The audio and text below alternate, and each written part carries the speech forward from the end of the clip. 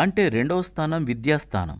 విద్యాకారుడుగా ఉన్నది బుధుడు. బుధుడే విద్యకు అధిపతి. అంటే విద్యాకారుడైనటువంటి బుధుడు శుక్రుడి ఇంట్లో అంటే శుభక్షేత్రంలో సూర్యుడితో పాటు ఉండడం వల్ల మంచి చదువు, మంచి విద్య, మంచి బుద్ధి లాంటివన్నీ ఉంటాయి.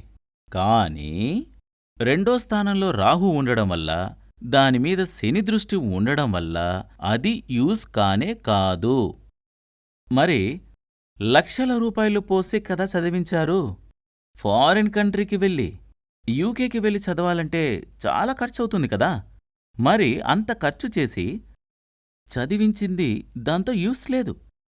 ఇప్పుడు రియల్ ఎస్టేట్ చేస్తున్నారు, అది కూడా చాలా కష్టంగానే ఉంది అని చెప్తున్నారు. అంటే ఫినాన్షియల్ గ్రోత్ లేదని చెప్తున్నారు. ఇక్కడ ఇది 10వ స్థానం అనేది వృత్తి స్థానం. అది ఎందుకు వర్కౌట్ కాలేదో చూద్దాం. చూడండి,